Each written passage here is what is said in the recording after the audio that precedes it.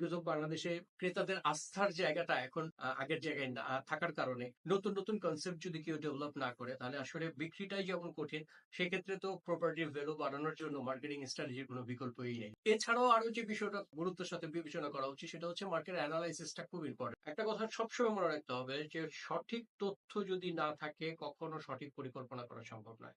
আপনি যদি ভুল তথ্যের উপরে পরিকল্পনা করেন তাহলে আপনার পরিকল্পনা ভুল হওয়ার সম্ভাবনাটা ব্যাপক পরিমাণে আছে।